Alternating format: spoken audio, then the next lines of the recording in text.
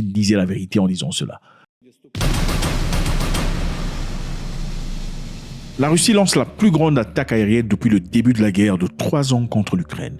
Jamais vu dans le passé une attaque effrénée contre plusieurs sites ukrainiens, détruisant un nombre énorme stratégique de l'Ukraine. Cette attaque représente la frappe aérienne la plus massive contre le pays depuis le combat à grande échelle depuis février 2022. Les bombardements apparemment visaient des endroits très éloignés du front, c'est-à-dire ils frappaient à l'intérieur de l'Ukraine, ceci y compris l'ouest de l'Ukraine.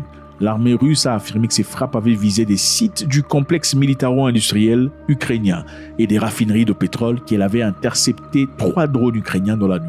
Donc ils étaient carrément en train de viser des sites militaro-industriels, la production des armes ukrainiens et des raffineries de pétrole pour les mettre à genoux. L'ampleur de l'attaque, d'après beaucoup de personnes, remet en question les déclarations faites vendredi par Vladimir Poutine selon lesquelles Moscou serait prêt à entamer de nouvelles séries de négociations en Turquie. Est-ce que M. Poutine disait la vérité en disant cela? Parce qu'on se pose la question de savoir si M. Poutine veut vraiment la paix, pourquoi faire des attaques aussi grandes? Point d'interrogation. Zelensky dit que Poutine a décidé de continuer à se battre, donc il ne cherche pas la paix du tout. Le président ukrainien avait déclaré que la Russie avait déjà utilisé 1270 drones et près de 1110 bombes aériennes guidées.